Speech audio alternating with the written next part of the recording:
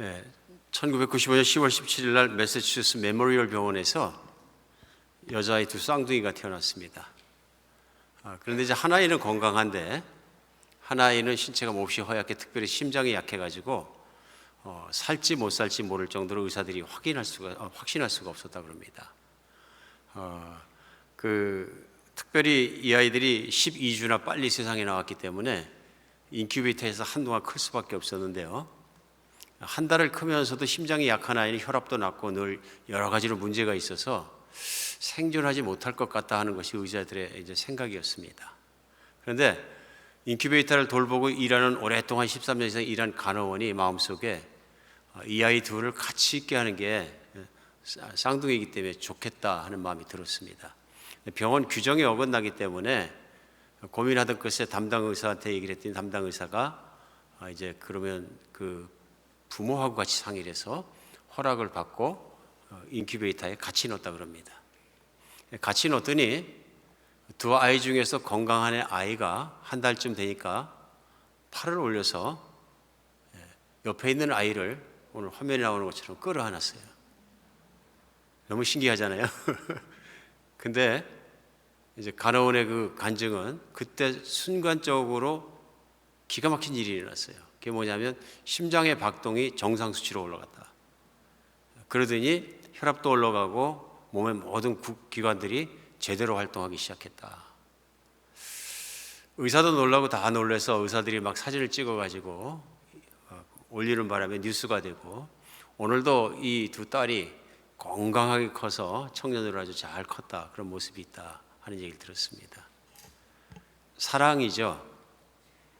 엄마 뱃속에 둘이 있다가 팔도 끼고 이렇게 있다가 나와서 겪는 충격 때문에 예민한 하나이는 아마 문제를 겪었던 것 같습니다. 그런데 사랑으로 말미암아 몸이 변하더라. 오늘도 그런 일이 참 많습니다. 사랑은 사람을 변하게 합니다. 사랑 안에 능력이 있습니다. 특별히 예수님을 믿는 사람마다 체험하는 것이 뭐냐면 하나님의 사랑을 체험합니다. 그러니까 예수님을 믿으면 사람이 반드시 달라집니다. 달라지게 되어 있습니다. 안 달라지면 안 되는 거죠. 근데 예수님 믿는 데는 안 달라진다. 그래서 정말 이상한 거죠. 달라질 수밖에 없는 것이 왜 그러냐면은 근본적인 변화가 일어납니다. 그 근본적인 변화가 뭐냐면 하나님이 나를 얼마나 사랑하시는지를 알게 되고 믿게 되는 변화입니다. 천지를 만드시고 운행하시고 거기에 대한 주권을 쥐고 계신 창조자 하나님께서 나를 당신 아들의 목숨보다 소중히 생각하시고 나를 사랑하시고 나를 구원해 주시기 원한다는 그 믿음이 하나님의 사랑으로 내 속에 들어오게 되면 하나님의 사랑으로 가득 차게 됩니다. 하나님의 사랑으로 가득 차니까 큰 변화가 일어나죠. 사람이 사람끼리 사랑해도 변화가 일어납니다. 첫사랑을 해본 사람들은 다들 아시죠? 첫사랑을 하고 남자와 여자가 만나면 충격적인 변화들이 일어나거든요. 그렇죠? 심정에도 변화가 일어나고 여러 가지 변화가 일어납니다.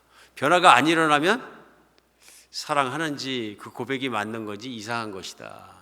그런데 하나님을 사랑하고 하나님의 사랑을 받는다는 것을 확인하는 것은 기가 막힌 일입니다. 사람이 내가 진짜로 좋아하고 싶은 사람이 내 앞에 와서 사랑의 고백을 해도 가슴이 두근거려갖고 변화되고 잠이 안 올 텐데 그렇지 않습니까? 하나님이 나를 사랑하시고 목숨 바쳐 사랑하신다는 걸 내가 알고 믿게 되면 큰 변화가 일어나죠. 첫 번째 변화가 뭐냐 하면은 바로 하나님의 사랑을 내가 알고 믿게 되는 겁니다. 받아들이게 되고요. 두 번째 변화가 또 있습니다. 하나님이 나를 그렇게 사랑하시기 때문에 내가 하나님을 그렇게 사랑하게 되는 겁니다. 하나님을 사랑하지 않을 수가 없다. 이게 믿음인 거죠. 예수 그리스도를 바라보며 내 죄를 깨끗하게 씻어주기 위해서 십자가에 피 흘려 들어가신 예수님을 통한 하나님의 사랑을 내가 알면서 나도 그렇게 사랑하게 되는 거죠. 나도 하나님을 사랑하게 된다. 우리 이걸 뭐라 그럽니까? 구원받은 사람이다. 구원받은 사람이다. 내 죄가 깨끗하게 닦아지고 하나님의 자녀가 되고 하나님을 사랑하며 하나님과 좋은 관계 속에 살아가서 관계가 사랑의 관계로 좋은 사람, 구원받은 사람인 거죠. 분명히 달라집니다. 하나님을 믿으면 그래서 사람이 달라질 수밖에 없습니다.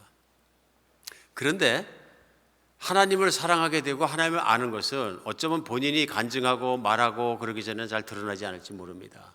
그런데 세 번째로 하나님을 사랑하는 것이 확확 변화된 것이 드러나는 부분이 있습니다. 그것이 바로 어디냐면 오늘 예수님께서 우리에게 말씀하신 본문 가운데 나옵니다. 예수님께서 우리 말씀하신 본문 가운데 요한복음 13장에서는 특별히 예수님이 그 하신 말씀을 전하면서 31절에 보면 그가 나간 후에 예수께서 이르시되 지금 인자가 영광을 받았고 하나님도 인자로 말미암아 영광을 받으셨도다 얘기하십니다. 인자는 예수님이고요. 이제 그가 나갔다는 얘기 그는 누구냐면 가롯인 유다입니다. 가롯인 유다가 예수님께서 내가 나가서 할 일을 하라 하고 말씀하시니까 떡을 받아 먹고 나갑니다. 제자들은 왜 나가는지 몰랐는데요. 예수님은 아셨습니다. 그 밤에 나가서 은삼십년 돈을 받고 예수님을 팔아먹는 것입니다. 그래서 결국은 예수님을 대제사장의 부하들이 잡으러 오게 되는 거죠. 오늘 그리고 그 제자가 나가자마자 예수님께서 그가 나가면서 직감하신 게 뭐냐면 이제 고난당하시고 십자가에 못 박혀 피 흘려 돌아가실 그 시간이 오셨다는 것을 아신 겁니다. 그리고 그걸 뭐라고 표현하냐면 인자가 영광 받을 때가 왔다 말씀하시고 이제 아버지 하나님께서도 인자 예수님으로 말미암아 영광을 받으실 것이다 말씀하십니다. 그 십자가에 돌아가시는 걸 영광으로 말씀하신 거죠. 오늘 32절에 만일 하나님이 그로 말미암아 영광을 받으셨다면 하나님도 자기로 말미암아 그에게 영광을 주시리니 곧 주시리라. 예수님의 순종하심으로 십자가에 돌아가시기가 순종함으로 아버지께서 영광을 받으셨으면 예수님도 영광스럽게 하실 것이다. 그 말씀은 3일 만에 부활할 모습을 미리 말씀하셨습니다. 하나님 아버지께서 예수께서 영광을 드리는 것은 바로 부활을 통해 승천하고 보좌에 앉으시는 과정을 말씀하신 거죠. 그러면서 33절에 작은 자들아 내가 아직 잠시 너희와 함께 있겠노라 너희가 나를 찾을 것이나 일찍 내가 유대인들에게 너희는 내가 가는 곳을 올 수 없다고 말한 것 같이 지금 너희에게도 이르노라 하고 말씀하십니다. 상황에 대해서 일깨워 주시는 겁니다. 제자들과 3년 반 동안 있었는데 이제는 내가 너희를 떠나서 내가 가는 곳이 따로 있다. 그런데 그 길은 너희가 따라오지 못한다 얘기하십니다. 바로 십자가의 길을 말씀하십니다. 십자가에 못 박혀 돌아가시는 희생의 길을 말씀하시면서 제자들이 함께 갈 수 없는 길인 것을 분명히 말씀하십니다. 오늘 그러시면서 이어서 마지막 말씀처럼 하십니다. 이제 곧 군사들이 들이닥치면 바로 고문이 시작되고 험난한 신문이 시작되고 또 십자가에 못 박혀 죽으시고 그것을 아셨던 예수님께서 제자들에게 마지막으로 하신 말씀이 나옵니다. 그 말씀이 뭐냐면 오늘 34절부터 나오는 계명입니다. 34절에 새 계명을 너희에게 주노니 서로 사랑하라. 내가 너희를 사랑한 것 같이 너희도 서로 사랑하라. 너희가 서로 사랑하면 이로써 모든 사람이 너희가 내 제자인 줄을 알리라 말씀하십니다. 요한복음 13장 들어와서는요, 요한 사도가 예수님을 만나고 그가 예수님을 통해서 알게 되었고 믿게 되었고 깨닫게 된 것을 확실하게 전하는 것이 있습니다. 그건 뭐냐면 하나님은 우리를 사랑하신다입니다. 하나님은 나를 사랑하신다입니다. 요한복음 13장 1절이 시작하자마자 2절에 말씀 나눈 것처럼 이제 때가 이르면 예수님께서 세상을 떠나 아버지께로 돌아갈 때가 이른 줄 아시고 제자들을 사랑하되 끝까지 사랑하시니라. 2절에 말씀 나눴습니다. 끝까지 사랑이라는 거예요. 그러니까 사도 요한이 볼 때 예수님에 대해서 전하면서 가장 중요한 게 뭐냐면요, 하나님은 사랑이시라 해요. 근데 그 사랑으로 제자들을 사랑하시는데 정말로 끝까지 사랑하시더라. 하나님의 사랑에 대해서 그가 전합니다. 그리고 우리 지난주에도 말씀 나눈 것처럼 성찬식의 현장 속에서 성찬을 나누시다가 발을 닦아주는 사건이 나옵니다. 마찬가지죠. 하나님이 우리의 필요와 나의 죄악을 닦아주시고 이렇게 사랑으로 모든 것을 섬겨주시고 하셨다. 하나님은 사랑이시다 하는 메시지가 계속되는 것을 볼 수 있습니다. 오늘 예수님의 말씀 속에서 우리는 예수님을 만나고 하나님이 사랑하는 걸 내가 알고 믿고 두 번째로 내가 하나님을 사랑하게 되는 것뿐만 아니라 세 번째 우리가 가질 수 있는 변화, 그 변화에 대해서 말씀하십니다. 그것은 뭐냐면 오늘 예수님이 계명으로 말씀하시는 너희 서로 사랑하는 것입니다. 그러면서 간절히 하신 말씀이 그건 거죠. 마지막에 유언같이 하신 말씀이 뭐냐면 내가 새 계명을 너희에게 주노니 서로 사랑하라. 내가 너희를 사랑한 것이 너희도 사랑하라. 거기서 끝나지 않으시고 너희가 서로 사랑하면 세상이 너희가 내 제자인 것을 알 것이다 말씀하십니다. 이 말씀 안에서 생각할 수 있는 중요한 것이 있습니다. 중요한 게 뭐냐면요, 사람이 구원받았느냐, 어떤 사람이 하나님의 은혜로 말미암아 구원받았냐 하는 것을 확실하게 우리가 확인할 수 있는 것이 있다는 것입니다. 내가 변화됐느냐 하는 것입니다. 하나님의 사랑을 내가 알고 믿어서 내 마음속에 변화가 있느냐, 내 생각 속에 변화가 있느냐, 내가 하나님을 사랑하느냐. 그리고 오늘 또 확인할 수 있는 내용이 뭐냐면요, 나는 하나님을 믿었기 때문에, 예수 그리스도를 믿었기 때문에 내가 형제와 자매들을 사랑하게 됐느냐 하는 것입니다. 그렇죠? 오늘 예수님께서 이걸 분명히 말씀하시는 게 그것이에요. 계명으로 주십니다. 계명은 뭐냐면 명령입니다. 명령이란 얘기는 뭐냐면 하나님의 명령이기 때문에 하나님의 말씀을 순종하면 복을 받고, 순종하지 않고 거역하게 되면은 화를 당합니다. 화는 뭐냐면 하나님과 관계가 끊어지고 멀어지는 거죠. 오늘 이 말씀을 통해서 우리가 알 수 있는 건 뭐냐면 예수님이 강조하신 이 말씀, 너희를 서로 사랑하라가 믿는 사람에게는 선택사항이 아니라는 것입니다. 반드시 일어나야 되는 것이고 반드시 이렇게 돼야 된다는 것입니다. 오늘 이 말씀이 왜 그렇게 중요하냐면은 오늘날 우리가 신앙생활하고 살아가면서는 이것이 반드시 이렇게 일어나야 된다는 것을 말씀 그대로 선포되거나 그런 말씀을 듣거나 하는 것이 그렇게 많지만은 않다 하는 것을 알 수 있습니다. 그렇기 때문에 많은 경우에 우리가 예수님을 믿고 교회를 다니고 오랜 시간 신앙생활을 하면서도 내가 혹시 예수님의 말씀처럼 이렇게 형제 자매를 그렇게 깊이 사랑할 수 없게 됐을지라도, 사랑하지 않을지라도 때로는 괜찮은 것처럼 신앙생활이라는 걸 할 수도 있다. 아무 일이 없는 것처럼 신앙생활을 할 수도 있다. 반대로 살 수도 있습니다. 내가 신앙의 고백도 있고 예수님을 믿는 고백도 있고 다 있는데 신앙생활하면서 오히려 예수님이 하지 말라 그러신 것들이 있습니다. 형제 자매를 판단하지 마라, 비판하지 마라, 욕하지 마라, 그 다음에 형제 자매를 미워하지 마라 있죠. 이걸 하면은 버림받는다. 그럼에도 불구하고 혹시 그 길로 갈 수도 있다. 갈 수도 있다. 오늘 말씀이 저희에게는 중요한 것이 왜 그러냐면요, 예수님의 이 말씀의 의미가 너무너무 중요합니다. 얼마나 중요하냐면 구원 받느냐 구원 받지 못하느냐 하는 걸 성경 안에서 너무너무 명확하게 분리한 게 뭐냐면 형제사랑입니다. 오늘 요한 사도는 예수님의 이 말씀을 직접 들은 거죠. 물론 저희는 성경을 통해서 읽으니까 똑같은 결과입니다만, 직접 들은 요한 사도가 그 말씀을 깨닫고 믿고 그 말씀을 따라 살아간 거예요. 이게 믿음인 거죠. 그렇기 때문에 요한 사도는 오늘 나온 34절로 35절 말씀, 새 계명을 너희에게 주니 서로 사랑하라는 이 말씀을 요한 1서에서 자기가 평생 사랑하고 섬기고 하던 교회 교인들에게 그대로 풀어냈습니다. 오늘 예수님이 말씀하신 이 계명을 요한 1서 전체에 그대로 풀어냈습니다. 그러니까 이 계명을 가지고 말씀을 안 열면 요한 1서가 하나도 안 풀리는 거죠. 사도 요한은 요한 1서에서 말씀을 전하면서 특별히 예수님 말씀하신 계명이 얼마나 중요한가를 결과적으로 얘기하면서 3장 요한 1서 3장 10절에 보면 이렇게 얘기합니다. 이러므로 하나님의 자녀들과 마귀의 자녀들이 드러나나니 무릇 의를 행하지 아니하는 자나 또는 그 형제를 사랑하지 아니하는 자는 하나님께 속하지 아니하였느니라. 단언하는 겁니다. 그죠? 마귀의 자녀와 하나님의 자녀가 구분되는데요, 세상은 영적으로 두 가지로 구분하는 거죠.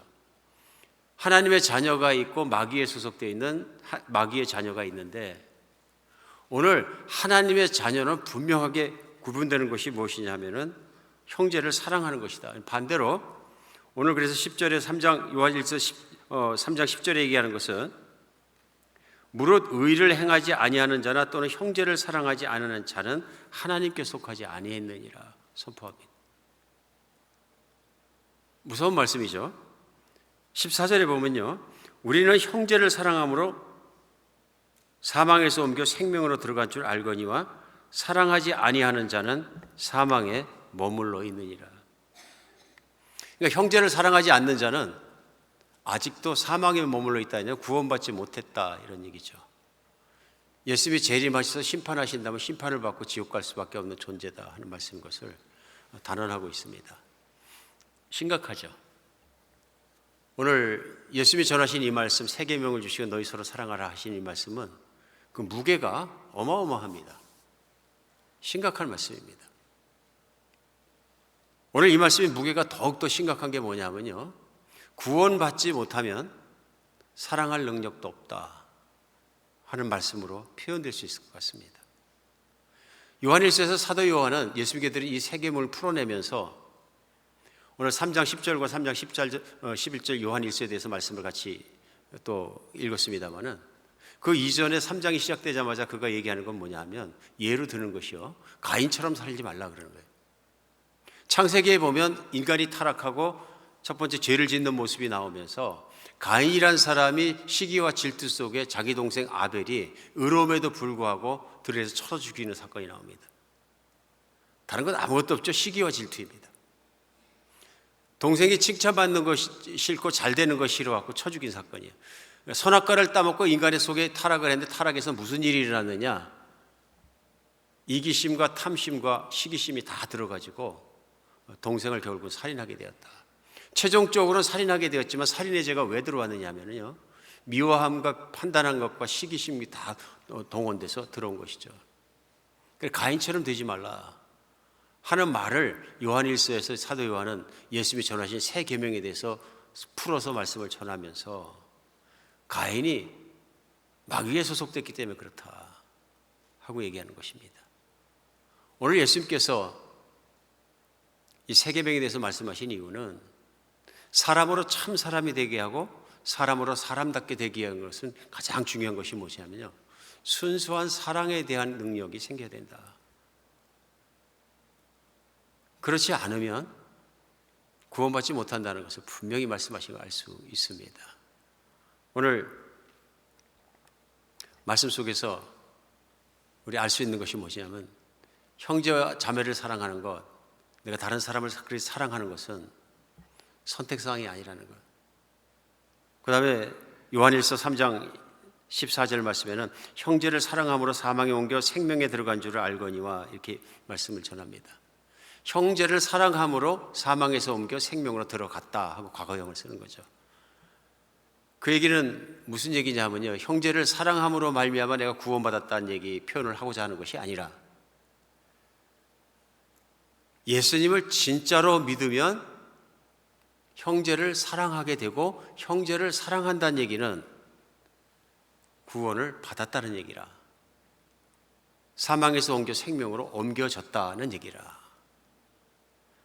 이제 그 변화에 대해서 과거형으로 표현하고 있는 것을 알 수 있습니다. 그러니까 예수님 믿으면, 하나님 믿으면, 구원받으면 변화합니다. 변화합니다. 분명히 변합니다. 그 내용이 나오는 거죠. 내가 열심히 형제를 사랑하고 섬겼더니 구원에 들어간 것이 아니라, 사실은 예수님을 사랑하고 예수님을 말미암아 믿고 구원받고 보니까 예수님이 사랑하는 사람을 사랑하게 되고, 특별히 예수님이 귀히 여기는 형제와 자매들을 예수님을 대하듯이 대하게 되고, 존귀히 대해야 되고, 깊이 사랑하게 되고, 예수님처럼 조건 없는 사랑을 하게 되고, 그런 마음이 변하고 사랑하게 되는 사람이 되었다는 것은 바로 내가 구원받기 때문에 그렇다는 것을, 변화되었기 때문에 그렇다는 것을 보여주는 것입니다.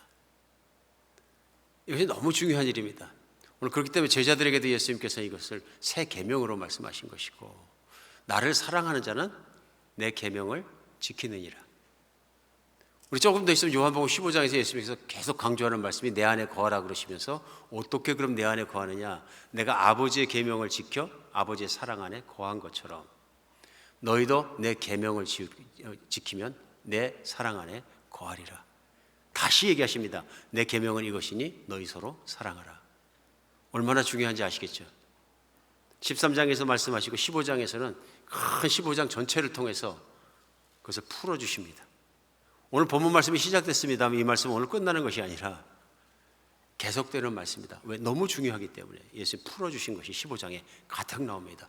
예수님 안에 있기만 하면, 거하기만 하면 열매를 주렁주렁 맺는 인생을 산다 그러는데, 그게 무엇이냐? 거한다는 게 무엇이냐? 결국 이 계명 속에 들어있다는, 형제를 사랑하는 것에 다 들어있다는 것을 우리는 알 수 있습니다. 오늘 말씀의 중요성이 거기에 있습니다. 사람은 자기 자신 외에는 욕심과 타락해서 탐욕과 모든 것을 이기심 때문에 다른 사람을 나의 생명과 모든 걸 다 바쳐서 사랑하실 만한 사랑의 능력을 잃어버린 것이 분명합니다. 사랑에 대해서, 특별히 희생적 사랑에 대해서 무능합니다. 하나님의 사랑을 닮은 엄마 아버지의 사랑을 빼놓고는 인생을 살아가면서 그 면에서 누구에게나 무능합니다. 아무리 사랑해봤자 가족까지 사랑하고 넘어가질 못합니다. 간혹 박애정신이 많은 사람들도 있지만 그런 분들조차도 완벽하지 못합니다. 오늘 예수님께서는 형제 사랑에 대해서 강조하고 계신 것을 알 수 있습니다.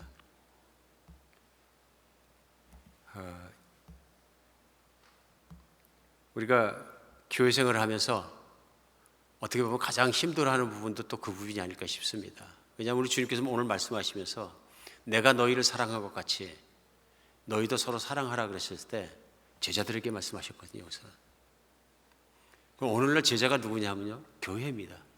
교인들이거든요. 오늘날도 예수님께서 이 자리에 오셔서 말씀을 전하시면 제자들에게 말씀하신 것이나 동일한 말씀 아니겠습니까? 너희가 나를 믿으면 너희 서로 사랑하라. 핵심적으로 말씀하셨을 것 같습니다. 제자들을 떠나갈 시간이 다가왔을 때 세계병을 말씀하시면서 그걸 확인하시는 것처럼 오늘도 예수님께서는 우리에게 그렇게 말씀하시라고 믿어집니다. 그런데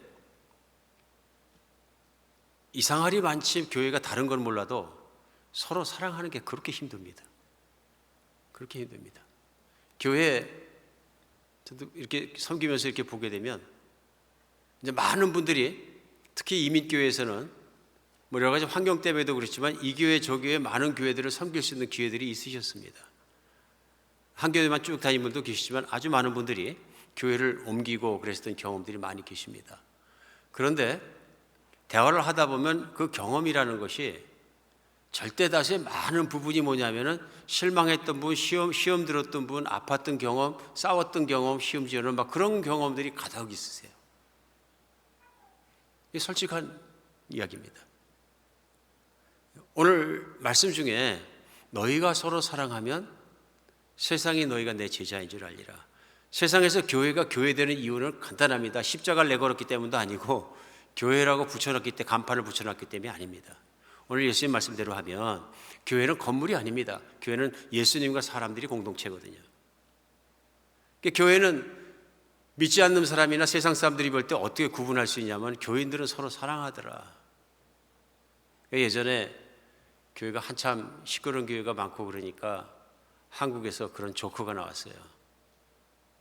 참 부끄러운 얘기지만 어떤 사람이 저 버스 안에서 막 싸우니까 한 사람이 한참 참다가 너무 힘드니까 뻘떡 일어나서 하는 얘기야. 여보시오, 그만 싸우시오. 그러더니 여기가 뭐 교회인 줄 아시오. 그러더니 참 누군가 교회 디스하려고 한 말인 것 같긴 하지만 그래도 가슴이 아픕니다. 왜 그런 말들이, 농담들이 먹히는지, 그 원인 제공이 혹시 교회에 있는 건 아닌가 하고 또 생각을 하게 됩니다.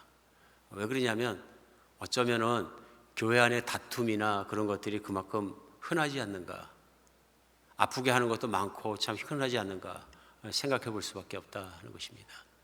왜 그렇습니까? 예수님이 강조하신 것처럼 강조하지 않거든요. 인간이 거듭났다는 것, 인간이 새 사람이 되었다는 것은 육신이 새 사람이 되었다는 것이 아니라 내 영혼이 예수 그리스도와 함께 예수 사람 십자가에 못 박혀 죽고 이제는 그 사랑을 흠뻑 입어서 새 사람이 되었기 때문에 내가 마음으로 하나님을 사랑하고 마음으로 예수님을 사랑하고 진심으로 사랑하고 인생을 다해 사랑하고 그분의 말씀이란 목숨 걸고 따라가고 이런 진심의 신앙을 갖게 되었던 거죠. 그렇기 때문에 이제는 예수님이 사랑하라는 사람, 예수님이 사랑하는 사람, 예수님이 존귀히 여기는 사람, 예수님께서 귀히 여기는 사람을 사랑하게 됐다는 것입니다. 사랑하게 됐다는 거예요. 새 사람이 된 거죠. 새 사람이 되었기 때문에 예수님의 마음으로 살고 예수님의 보시는 대로 살고 예수님이 사랑하는 방법으로 살다 보니까 사람들을 사랑하게 된다. 이게 차이점인 거죠. 세상 사람은 다 지 마음으로 사랑하지만, 자기 마음으로 사랑하지만 예수 믿는 사람은 예수님 마음으로 사랑하게 된다. 사람을 볼 때 예수님을 사랑하듯 보게 되고, 예수님이 저 사람을 그렇게 사랑하시고 존귀히 여기시고 자녀를 귀히 여기시니 죄인까지도 사랑하시는 예수님의 사랑을 내가 알아서 사람을 그렇게 대하게 된다. 오늘 그런 말씀입니다.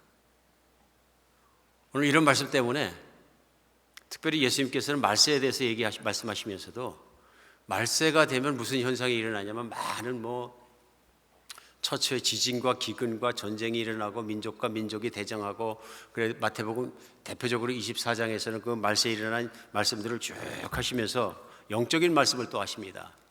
그런 일이 다 일어나야 되지만 그 다음에 영적인 환란들이 일어나는데, 그 환란이 뭐냐면 세상 속에 환란 후에 즉시 해가 얻어지며, 그 말씀을 하시기 이전에 하시는 말씀이 뭐냐면요, 사람들이 그 거짓 선지자가 많이 나와서 잘못된 가르침을 많이 따르게 되고, 그 잘못된 가르침을 따르게 되니까 무슨 일이 일어나냐면은 사람들이 불법이 성하게 될 것이다.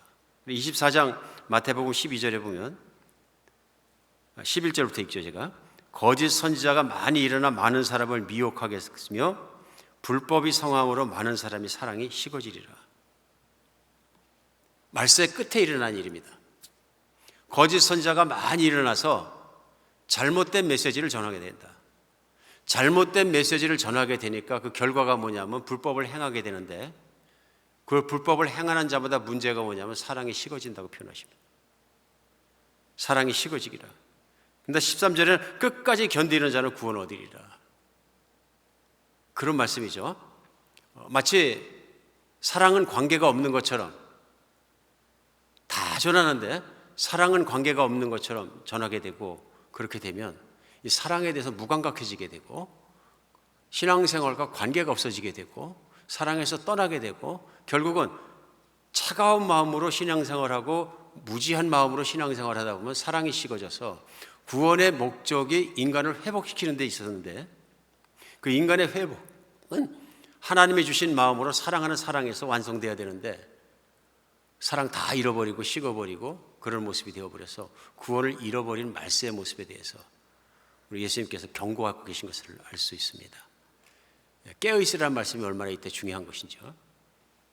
오늘 이 말씀 속에서도 참 심각하게 예수님께서 참 선포하고 계시는구나, 심각하게 선포하고 계시는 걸 알 수 있습니다. 한국에 있는 목사님이 한 분이 이민교회에 와서 부흥회를 인도하시고 장로님과 권사님이 계시는 가정에서 하룻밤에도 꼭 주무시고 아주 굳고 초청을 하셔서 주무시게 됐대요. 그 가정을 가서 이제 보니까 사업에 성공도 하시고 잘 사시더래요. 또 교회 잘 섬기는 또 교회 또 중직이시고. 그래서 이런저런 얘기를 나누는데 이제 교회에 대해서 아픈 얘기를 자꾸 하시더래요. 그래서 과거에 무슨 교회가 아팠고 어디가 아팠고 힘들었고, 그래도 지금 교회도 뭐 그냥 힘들고 또 목사님 때문에 좀 힘들고 여러 가지 얘기를 하더래요. 그래서 목사님이 얘기를 더 나누다 보니까 가정에서도 자녀하고 좀 문제가 있고 자녀가 크고 나니까 관계도 좀 힘들고, 목사님이 말씀하셨대요. 목사님 큰일 나셨습니다 이제. 그럼 계속 그 길로 가실 텐데, 그러면서 결론적으로 한 말씀 드렸다 그래요. 장로님 신앙생활은 사랑이 중심입니까? 고린도후서 3장 13절 마지막 절에 믿음, 소망, 사랑 그 중에 제일은 사랑이니라 말씀하셨는데, 신앙생활을 사랑 중심으로 하십니까? 아니면 다른 무엇이 있습니까? 교회를 사랑 중심으로 섬기십니까? 아니면 다른 무엇이 있습니까? 이분들이 충격 먹으셨다는 것 같아요. 왜 그렇습니까? 사랑 중심으로 신앙생활을 잘 안 하거든요. 그렇죠? 그냥 내가 생각하는 신앙생활, 내가 생각하는 그 생활을 중심으로 하다 보면 예수님이 가장 중요하시다고 말씀하신 세 계명, 너희 서로 사랑하라는 관심이 없어지고, 교회를 어떻게 섬기냐, 무엇을 하냐, 무슨 일을 하냐, 뭐 교회가 얼마나 효율적이냐, 뭐 교회가 이렇게 해서 뭐 하느냐, 뭐 이런 것들에 대해서 더 관심이 많고 신경을 쓰다 보면 실제로 사랑하라고 같이 살게 하신 사람에 대해서 판단하고 비판하고 비꼬고 심지어는 욕하고 미워하고 살인하고 이렇게 되는 거죠. 소송하고 싸우고. 그러니까 세상 사람들이 볼 때 교회 왜 싸워 또 이렇게 되는 거죠. 아픈 얘기입니다.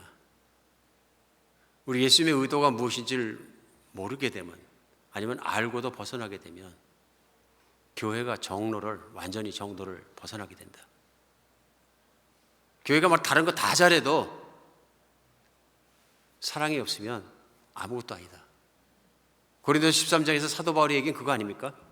방언을 아무리 많이 해도, 천사의 방언을 말해도, 그렇죠? 은사가 아무리 넘쳐도, 긍휼함이 넘쳐가지고 전 재산을 팔아가지고 사람들을 구제해도 네가 사랑이 없으면 넌 나땡이다. 자신의 구원도 못 받는다. 심각한 얘기입니다. 굉장히 심각한 말씀이거든요. 성경의 톤은 계속 심각합니다. 왜 그렇습니까? 실제로 구원이 없을 수 있으니까 그런 것이죠. 구원이 없으니까.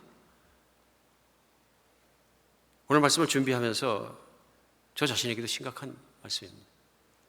심각한 말씀입니다. 근데 한 가지는 분명한 걸 제가 느끼게 감사했어요. 그것이 뭐냐면 사랑할 마음을 생기게 하신 거예요.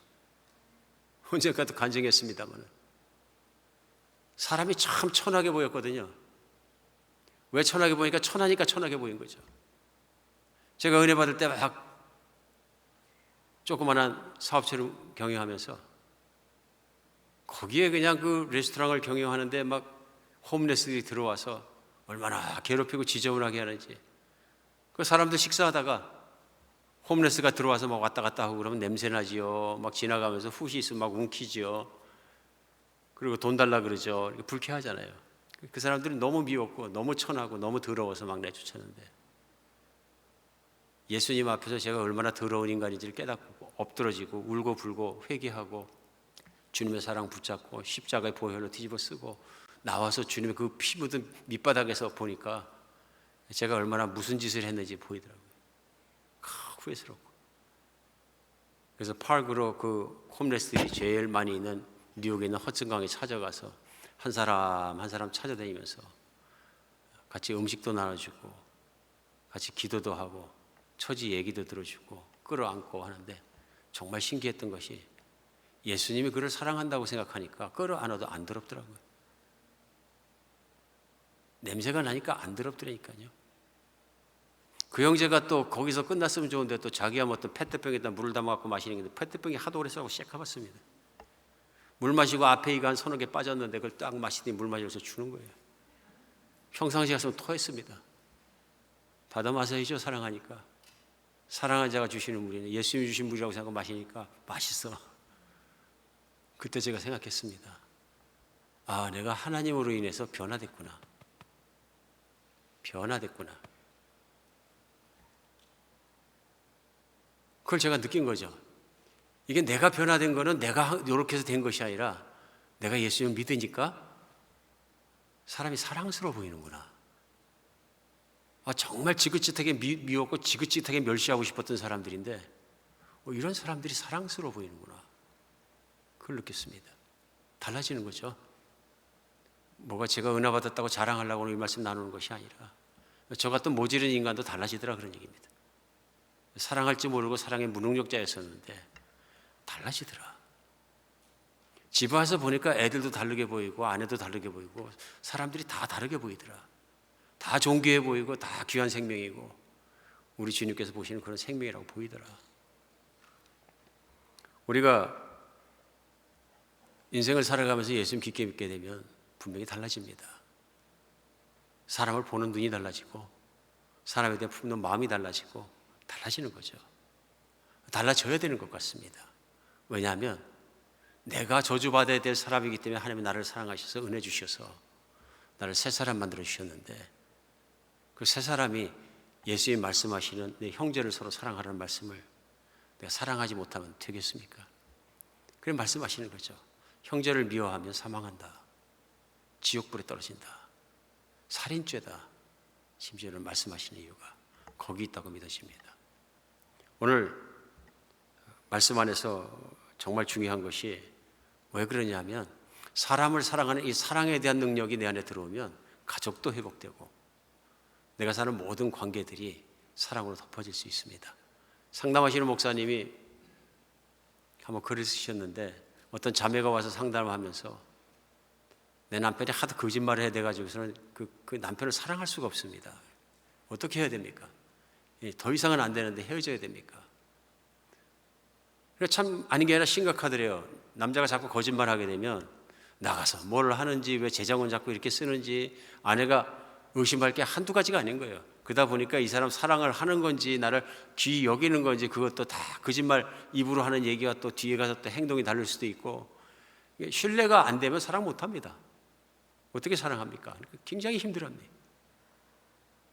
근데 마침 이 두 사람 다 교열되어 있는 사람들이에요. 그래서 자매님 보고 물어봤대요. 그럼 뭘 했습니까? 그랬더니 기도했지요. 그리고 또 뭐 했습니까? 그랬더니 남편에게 그러면 안 된다고 수도 없이 얘기했죠. 그래서 목사님이 얘기했다 그래요. 오늘부터 잔소리를 딱 끊으십시오. 잔소리하면 안 바뀝니다. 그 대신 할 게 한 가지 있습니다. 남편을 사랑하십시오. 남편을 죽도록 사랑하십시오. 단점 보지 말고 사랑하십시오. 단점까지도 사랑하십시오. 그리고 사랑하는 사람을 위해서 할 수 있는 걸 하십시오. 기도도 해주고 사랑도 해주고 격려도 해주고. 자매가 얘기합니다. 사랑할 만해야 사랑을 하지요. 여기 문제가 있다고 목사님 상담에도 목사님 본 겁니다. 사람들은 사랑할 만하니까 사랑한다고 말한다. 내 남편도 사랑할 만해지면 내가 사랑한다고 앞에 조건을 걸면 아무도 사랑하지 못한다. 예수님은 자매님을 사랑하지 않을 만할 때 사랑하셨습니다. 지금도 부족한 것 많고 연약한 것 있어 사랑하지 않을 만한데도 사랑하십니다. 사랑을 먼저 하면 회복은 뒤따라옵니다.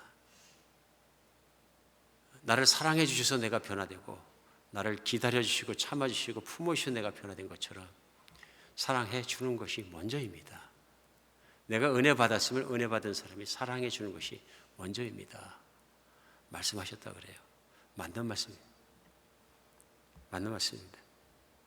안 그러면 안 변하는 것이죠. 가족도 안 변하고 아무것도 변하지 않습니다. 내가 변해야 되는 거죠. 내가 그리스도 중심으로 변해야 모든 것은 변화가 시작되는 것 아니겠습니까? 오늘 목사님이 목회 그만하시고 선교를 하려 선교지에 들어가셨는데 한 2, 3년 선교를 하시다 보니까 이 목사님이 하셔야 될 사역을 발견하시게 됐대요. 그 사역이 뭔가 하면은 싸우시는 다투시는 선교사님 가족들을 갖다가 위로해드리고 섬겨드리고 격려해드리는 일을 우리 부부가 해야 되겠다 그래가지고 이 목사님 부부가 다시 나와가지고 상담학을 열심히 공부하셔가지고 들어가셔서 선교사님들 가정들을 찾아다니면서 같이 사역하며 상담도 해드리고 가정 치유를 위해서 노력하신다. 그런 목사님 그 간증을 제가 한번 들었습니다. 그러니까 왜 그럴까 하면은 아골골짝 빈들에도 복음 들고 가리에다 예수님께 목숨 바치고 헌신하고 열정이 있고 다 됐는데 선교의 현장이라는 것이 사람이 사는데 그렇게 녹록한 곳들이 아니거든요. 되게 어려운 건 많고 평상시에 편안했던 거 다 뺏기고 편안한 재정, 편안한 삶의 세팅 다 뺏기고 나니까 이제는 정말 헐시한 데서 이렇게 계속 사역을 하다 보니까 부부가 부딪히게 되더라. 좋았던 부부들도 막 사역을 하면서 부딪히게 되고 다투게 되고 다툼이 안 풀어지고 둘밖에 없게 되면 더 힘들어지니까 더 힘들어진 속에 사역을 하다 보니까 사역도 하기 싫어지고 나중에 그렇게 아파하고 또 심지어 사역지를 떠나는 선교사 부부들도 많이 있더라. 그 왜 그렇습니까? 사랑이 먼저가 아니라 그랬다. 사랑이 먼저가 아니라 그랬다.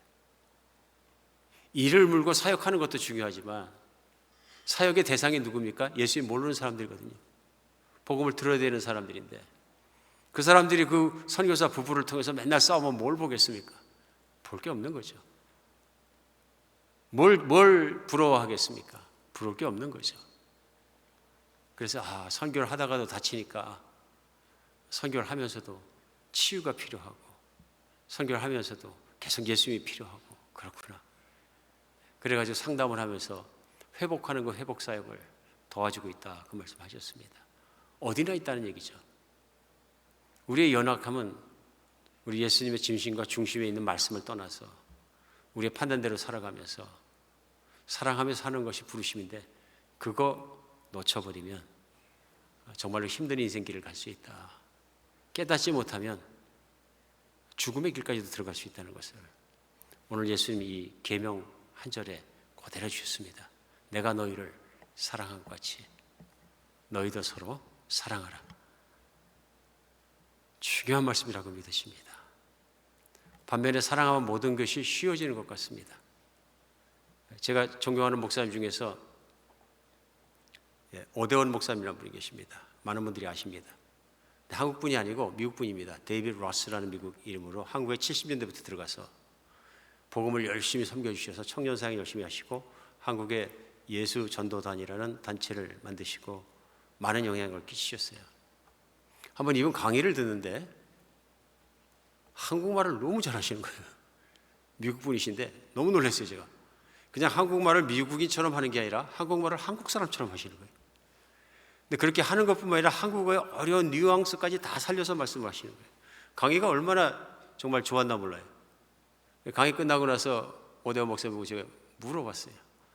목사님, 어떻게 이렇게 한국말을 잘하시게 됐습니까? 그때 한마디로 말씀하시네요. 나는 한국 사람을 사랑합니다.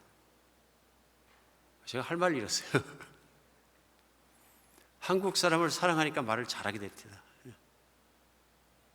정말 그런 것 같습니다. 사랑이 모든 걸 변화시킨다. 사랑은 엄청난 능력이 있다. 사역조차도 사랑을 일어나게 한다. 오늘 우리 인생도 정말로 예수님을 사랑하고 예수님의 사랑을 받고 뿐만 아니라 우리 형제를 사랑하는 것에서 드러났으면 좋겠습니다. 한배전교회 가장 지금 정말 제가 하나님 앞에서도 그렇고 정말 감사하고 자랑스럽게 생각하는 분들이 있습니다. 목자 목녀님들입니다. 목자 목녀님들이에요. 우리 똑같이 신앙생활 하거든요. 하면서 가정들을 맡아 또 이렇게 해서 또 전도를 하면서 섬기시는 게 쉬운 일 아닙니다. 절대로 쉬운 일 아닙니다. 첫 번째 넘어가야 하는 게 뭘 넘어가야 되냐면 내가 사랑 없이 못 넘어가는 겁니다. 늘 섬겨야 되거든요. 끝도 없이 섬겨야 되는데 그 다음에 또 넘어가야 되는 것이 있습니다. 잘못하면 반대로 들어오는 비난과 무슨 비판이 있을 때 그것까지도 넘어가야 됩니다. 그러니까 어떤 면에서 신앙생활 그냥 가만히 있으면 편안할 것을 목자 목녀 하니까 엄청 힘든 길을 걸어가시거든요. 그럼에도 불구하고 꾸준히 섬기시는 분들이 계십니다. 묵묵히 말없이 섬기시고 열심히 밥하시고 열심히 사랑하시고 열심히 섬기십니다. 그렇기 때문에 거기가 바로 진짜 교회가 되는 거죠. 교회는 그리스도의 사랑이 체험되는 곳입니다. 다른 건 다 돼도 그리스도 사랑이 체험이 되지 않는 곳이라면 안 되는 거죠. 그래서 저는 하나님께서 저 같은 사람 이렇게 천국 가서 상을 주신다면 저 뒤에다 세워놓으시고 우리 목자 목님들 맨 앞에 세울 것이라고 저는 믿습니다. 왜냐하면 그렇게 사랑하시기 때문에 그러거든요. 새로 오신 성도님들을 매주 만나는데요, 많은 이유 때문에 교회를 찾으십니다. 근데 최근에 제가 아주 참신하게 이렇게 은혜와 충격을 먹었어요. 그게 뭐냐면 스몰 그룹을 목장을 찾는 분이 계신 거예요. 왜 그랬습니까? 교회 참 의미를 알고 계시는 거예요. 함께 산다는 것이 무엇인지, 사랑을 나누며 산다는 것이 무엇인지, 신앙과 나눔과 함께 가는 것을 아는 거예요. 그게 얼마나 좋은 것인지 아는 겁니다. 그게 예수님이 원하시는 거거든요. 저는 예수님이 원하는 교회가 그것이라고 생각합니다. 구경하는 것도 내가 다니는 교회도 아니고 참여하는 교회. 내가 예수님의 공동체 일부분에 대해서 같이 나누고 같이 살아가고 같이 사랑하고 나누어줘야 되거든요. 나누어지지 않으면 어떻게 하나님의 사랑을 어떻게 체험하겠습니까? 어디서 섬기겠습니까? 오늘 여러분과 제 안에도 예수님의 말씀이 살아나는 시간 되었으면 좋겠습니다. 사람을 존귀하게 여기고 우리 예수님께서 사랑하는 사람을 죄인까지라도 끝까지 사랑할 수 있는 여러분과 제가 됐으면 좋겠습니다. 어떤 의미에서는 저도 참 회개할 점이 많다고 생각합니다. 시작부터 끝까지 그렇게 예수님을 전했어야 되는데, 사랑으로 전했어야 되는데, 사랑 빼놓고는 안 전했어야 되는데, 많이 어떤 분들이 알고 계시는 예화 중에 그런 예화가 있습니다. 어린아이 남자아이 하나가 길에서 배가 고파서 구걸을 하고 있는데 도저히 못 참겠으니까 배가 고프니까 경찰관한테 가서 부탁을 합니다. 한 끼만 밥을 좀 사달라고. 경찰관이 이렇게 보더니 너 저 앞에 있는 저 집에 가서 초인종 누르고 사람이 나오거든 요한복음 3장 16절이라 그래라. 그러니까 이 아이가 순진한 아이라서 그냥 쫓아가가지고 배를 누르니까 누가 나오는데 누구냐 그러니까 요한복음 3장 16절 그랬대. 문을 열어주더래요. 할머니가 나오시니 들어오라 그러더래요. 들어오라 그러더니 아무 말 안 하시고 배고프냐? 그러더래요. 따뜻하게 밥 해주셔서 밥 먹고 너 피곤하냐? 올라가서 그 방이 빈 방 하나 있으니까 자라. 그러더니 목욕탕으로 인도해서 옷 다 벗게 만들고 샤워하라 그러고 깨끗하게 하더니 잠옷 갈아입게 하고서 자라 그러더래요. 이 아이가 그 밤에 잘 자고 먹고 잘 자고 쉬고 아침에 나왔더니 또 밥을 탁 차려주시고 너무너무 잘해주시더래요. 그렇고 이 아이가 밖에 이제 길로 나왔는데 그 경찰관이 서 있다가 물었답니다. 요한복음 3장 16절이 뭐냐 그랬더니 그 아이가 그 집에 들어가서 밥 먹고 편하게 자고 목욕하고 옷 갈아입고 나오는 겁니다. 예수님을 그냥 배운 게 아니라 사랑으로 배운 거죠. 사랑으로. 예수님을 바르게 배우는 것도 참 중요하다는 생각이 듭니다. 하나님을 사랑하라, 하나님은 사랑이시라 아무리 말해도 안 되는데 예수님을 닮은 사랑으로 말미암아 변하는 걸 알 수 있습니다. 한비전교회 제가 정말로 감사하는 분들 많습니다. 근데 정말 제가 이제는 사역 기간이 많이 남지는 않은 것 같습니다만은 사랑의 빚진 자라는 것을 제가 엄청나게 많이 체험하고 마지막까지도 제가 그걸 체험합니다. 사랑의 빚진 자예요. 너무너무 사랑을 빚을 많이 줬습니다. 돌려줄 길이 없어요. 때가 되면 먹을 거 채우시는 분들, 섬겨주시는 분들 계시는데 그거 다 섬겨주지 못한 것이 가장 죄송합니다. 가장 죄송합니다. 사랑의 섬김은 오래 갑니다. 깊이 남습니다. 우리 하나님 안에 정말 예수님을 믿는 그것이 진실로 우리가 깨달아지고 붙잡아지고 이제는 정말 사랑하며 살 수 있는 여러분과 제가 되었으면 좋겠습니다. 우리가 사랑하며 살게 되기를 원합니다. 사람이 사람다워지는 것, 사람이 참 사람이 되는 것, 사람이 새 사람이 되는 것은 예수님 믿고 사랑할 능력이 생기는 데 있습니다. 사람을 내 눈대로 보지 않고 이제는 사람을 예수님의 눈으로 볼 수 있고 예수님의 마음으로 대할 수 있고 품을 수 있고 사랑할 수 있다면 나는 변화됐고 구원받은 것이 분명합니다. 만약 아니고 그런 것은 관심이 없는 신앙생활을 해왔다면 오늘 예수님을 다시 쳐다봐야 합니다. 십자가를 바라보시고 예수를 믿으셔야 합니다. 예수는 내가 참 사람이 되길 원하십니다. 참으로 선하고 거룩하고 착하고 이제는 예수님 닮은 사람이 되기를 원하십니다. 기도하겠습니다. 하나님, 저희를 사랑해 주셔서 너무나 감사합니다. 사랑받을 자격이 없는데 또 사랑받아서도 안 되는 것 같은데 우리 하나님은 죄인이었을 때 우리를 사랑하시고 그 아들 예수 그리스도 이 땅에 오셔서 생명을 바치게 하기까지 주님 사랑케 하셔서 저희를 주님의 자녀로 깨끗이 불러주신 것에 감사드리고 주님을 높여드립니다. 하나님, 우리 주님께서 한 개의 계명을 주셨습니다. 너희 서로 사랑하라. 그 말씀이 있음에도 불구하고 말씀의 무게를 느끼지 못하고 살 때가 많습니다. 주님, 돌아서 주님의 말씀을 다시 한번 생각할 수 있도록 도와주시고 이제는 정말 변화받아 주님을 그렇게 사랑하며 살 수 있게 하여 주시옵소서. 사랑하며 살게 하여 주시옵소서. 우리 주 예수 그리스도 이름으로 기도합니다.